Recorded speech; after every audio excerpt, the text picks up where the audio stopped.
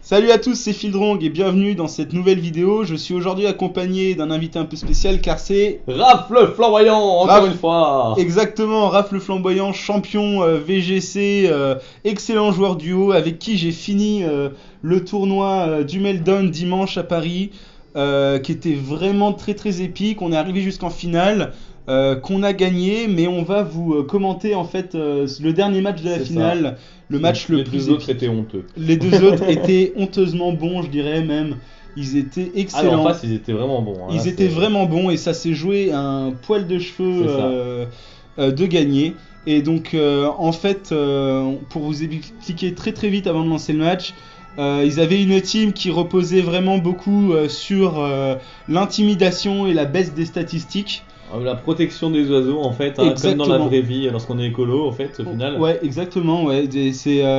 Leur but en fait, c'était de sweeper avec donc un guerriègle et un Star Raptor. C'est ça, et tout Raptor, voilà. et aussi Flambuzard. Flambuzard, ouais, donc tous leurs oiseaux et puis autour toute une team hyper vaste pour les protéger Beaucoup d'intimidation. et au premier round on s'est fait 5-0 Ah proprement. putain, mais. Ah. On s'est fait défoncer. Deuxième round on les a repris et puis troisième round un match complètement épique qu'on va vous présenter dès maintenant. Je lance. Oui. C'est parti. Alors, le premier truc qu'on peut noter, c'est que ils savaient que, à force de faire des matchs, ils savaient qu'on allait lead avec donc le Demeteros qui a intimidation et c'est pour ça qu'ils ont lead avec leur Scalproie Ah, ça, qui c'était prend bon, ça. qui prend directement un 1,5 exactement. Donc Raphaël lead avec son Elector et moi avec le Demeteros. Donc là je fais séisme très très basique, il faut se débarrasser de ce Scalproie, de ce immédiatement, Scalproie immédiatement, ouais. Toi à côté qu'est-ce que tu fais Raphaël? Je ne m'en souviens plus, mais il me semble que je frappe le Motisma. Oui, exactement. Tu frappes le Motisma. Et regardez, je tiens avec 5 PV. Le combat aurait été complètement différent sinon. Ah ouais, c'est clair. Et oui, et Raphaël, oui, il place en fait, son Elector et Lunette Choix. Et donc, du coup, il va proprement faire un gros trou dans le Motisma. On peut le voir, regardez. Le Motisma Bam. qui prend quand même 75% de sa vie. Et le Motisma qui était sûr que, en fait, Ouais, que le Démétéros était mort, alors que non. Exactement, donc en fait ça a été plutôt positif pour la suite. Donc là ils nous placent en fait le truc le pire, c'est évidemment leur Manectric qui nous a vraiment fait chier. Ah ouais, tout le temps, tout le temps. Tout le temps, tous les matchs, hein, il était chiant. On place un garde-voile et en fait là Raphaël, qu'est-ce que tu espérais? Bah, j'espérais calquer le paratonnerre, mais ça n'a pas été le cas. Exactement, ça aurait été complètement différent et beaucoup plus facile comme victoire Voilà. si il avait calqué le Terratonnerre. Disons que ça aurait mis la pression en fait, parce qu'il aurait spammé aboiement quoi qu'il arrive, Ouais. mais ça l'aurait empêché de lancer une attaque électrique. Alors déjà là, j'aurais peut-être été la première cible du Ball Switch, et donc du coup j'aurais été boosté en attaque spéciale, mais aussi de notre côté, il aurait jamais pu lancer d'attaque électrique tout le long du match. Voilà, exactement. Donc là, moi, je place mon QRMB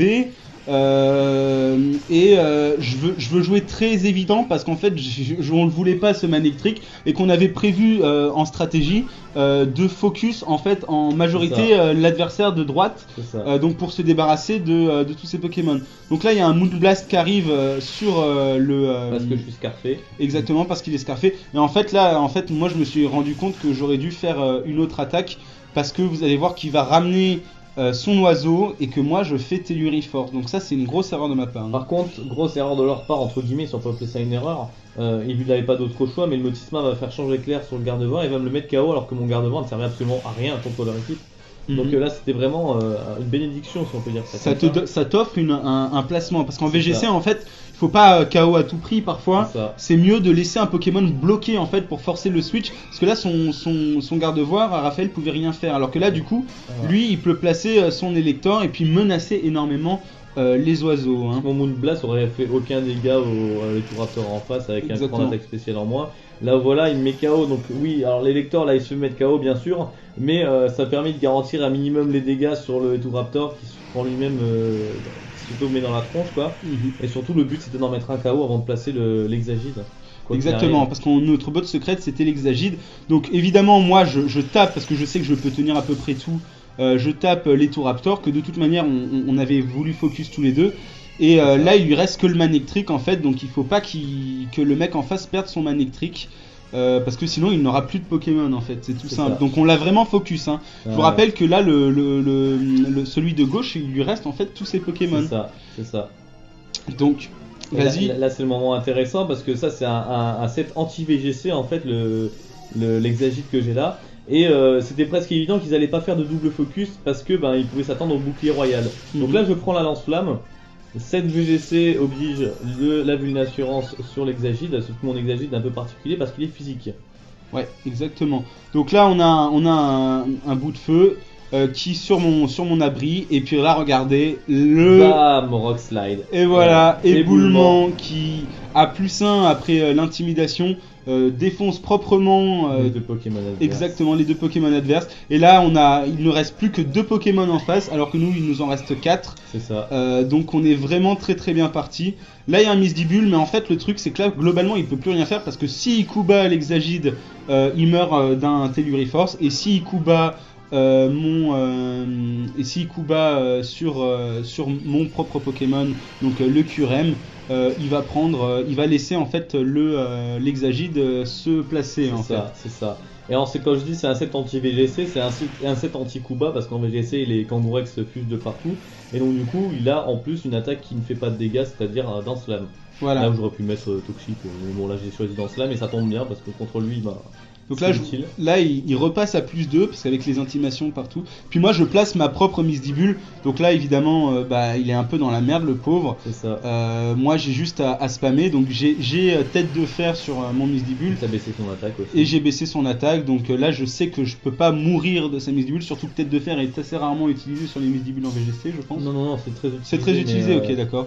Et puis là, il y en a un qui, voilà, il se protège, évidemment, pour ne pas prendre le coup bas.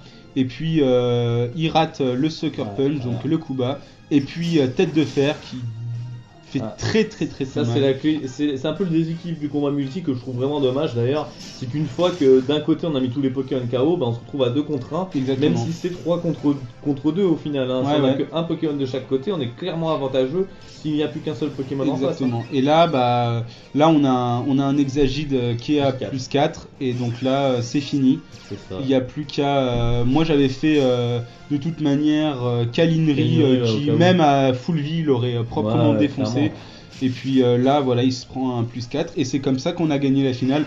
Un match extrêmement épique. Hein. On en a peut-être moins l'impression en replay, mais il était vraiment. C'était très tendu. Le éboulement sur l'Exagite, ça a fait le match. Ça a tout changé. Hein. Clairement, Fort Blaze et Drowsy, des excellents joueurs. Hein. Pour nous, on gagnait pas. Hein. Donc, ouais, on était persuadés de perdre, surtout au tout début, quand j'ai perdu avec le Scalproie. Hein, j'étais presque sûr que c'était mort. Et puis finalement, on a pu retourner. En fait, le focus aurait été fait sur Elector, le destin aurait été différent. Quoi. Oui, voilà, c'est vrai. Clairement, parce que là, je regarde ce qu'il y a en face, il y a 2 intimidants, il y a plein de trucs qui l'évitent et qui volent. Le Démétéros, il aurait rien fait. Exactement. Quoi. Mais en fait, en double, vraiment, la difficulté, c'est toujours de savoir ce que l'autre va faire, parce que comme il y a toujours la menace d'un abri ou des moves de protection, c'est beaucoup plus difficile à gérer. Enfin voilà, on espère que ça vous a plu, et puis on vous retrouvera bientôt. On vous rappelle qu'on est sur jeuxvideo.com. Gaming Live. Voilà, Gaming Live. Raphaël le lundi entre 20 et 22h. 22h minuit. 22h minuit, excusez-moi. Pour du duo. Et moi en solo évidemment, 18-20h. Coup critique JVC le mardi. Et puis on vous fait la bise. Allez, à plus. Bye bye.